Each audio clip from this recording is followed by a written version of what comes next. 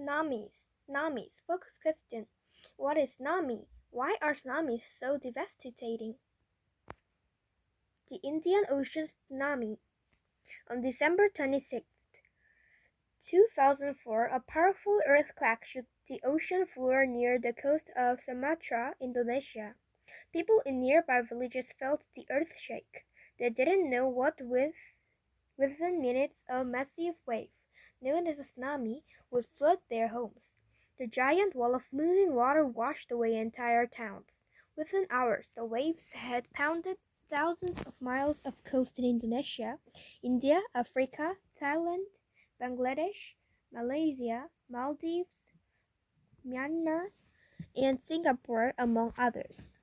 People around the world were stunned each day as the reported death toll increased from 20,000 to 100,000 to 626,000.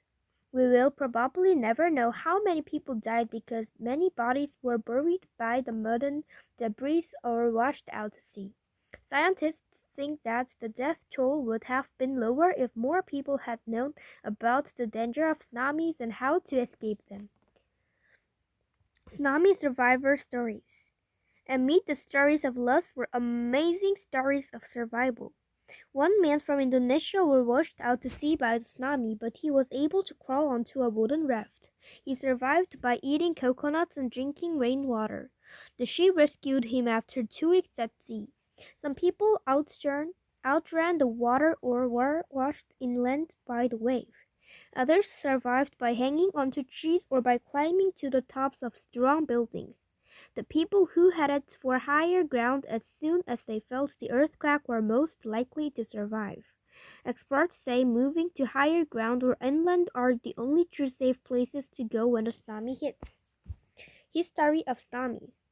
The word tsunami is Japanese and means harbor wave. It originated with Japanese fishermen who would return to port to find their towns destroyed by unusually large ocean waves that they hadn't even noticed while at sea.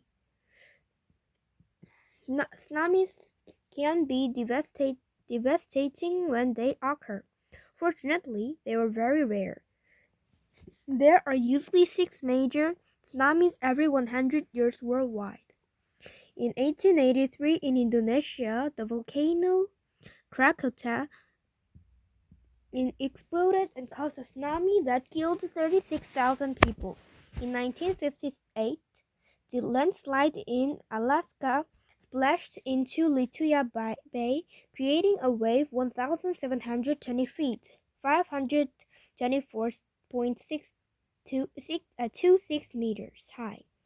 An earthquake off the coast of Chile caused a tsunami in 1960, devastating parts of South America, Hawaii, and Japan. Causes of tsunamis.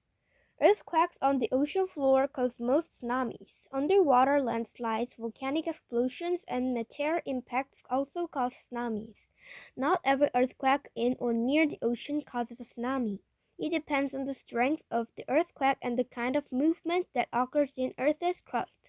An earthquake has to be at least 6.25 on the Richter scale to result in a tsunami. The Indian Ocean tsunami of 2004 were caused by a mega earthquake with a magnitude of 9.0. How strong is it?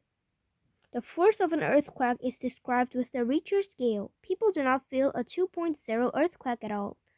Seismographs all around the world can measure a 4.5 quake. With each step of the Richter scale, force increases rapidly. A magnitude 6.0 earthquake has 5 times the power of a 5.0 quake.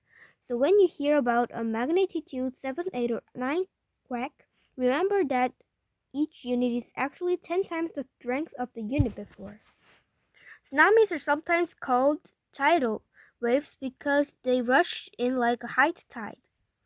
But in truth they have nothing to do with tides.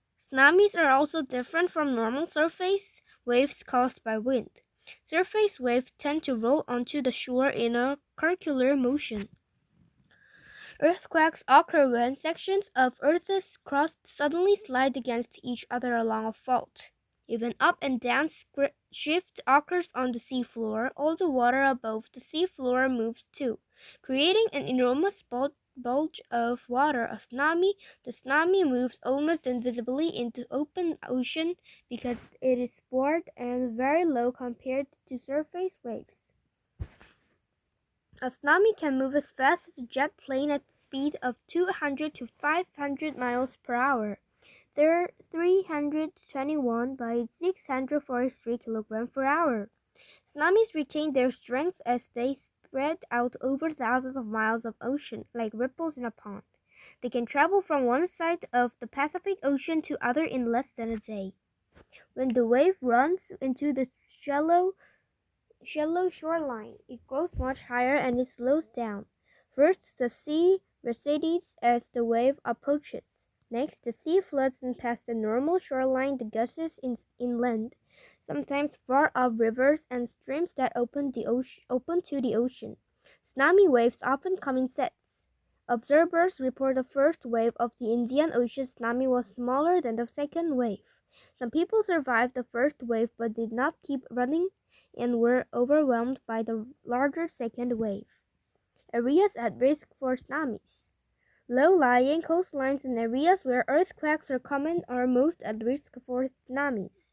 The Ring of Fire is a line of volcanoes stretching around the entire Pacific Ocean. Where there are volcanoes, frequent earthquakes occur with the movement of Earth's crust. Indonesia is only an area where Earth's crust moves often.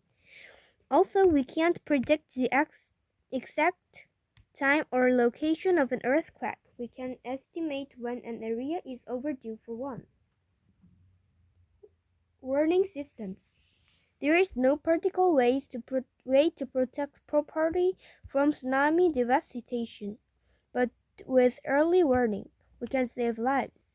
When an earthquake occurs at sea, there is usually some time before the resulting tsunami reaches land. Unfortunately for the people of Banda Aceh, Indonesia, there were only a few minutes between the quake and the wave.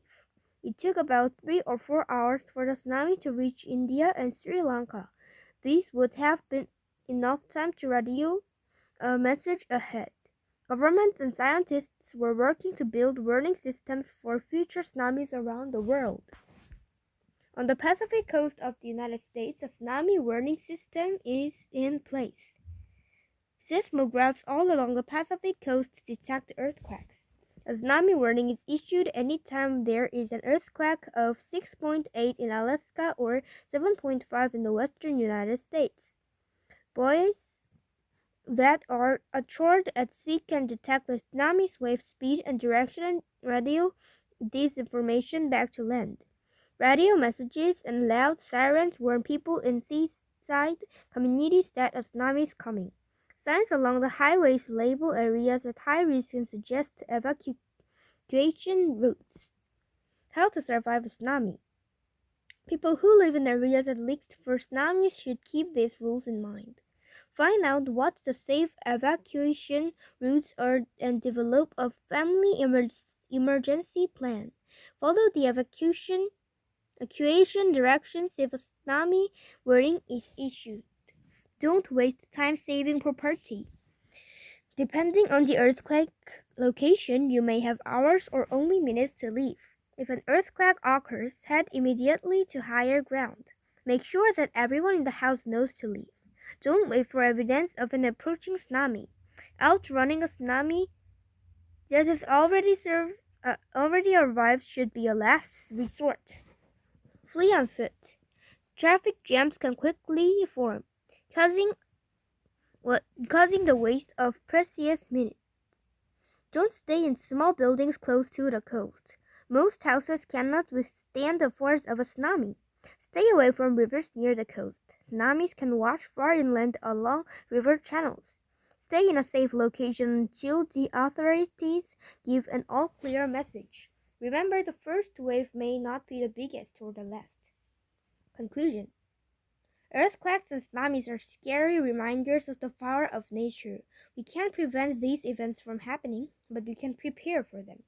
Knowing what to do and getting an early warning can save lives.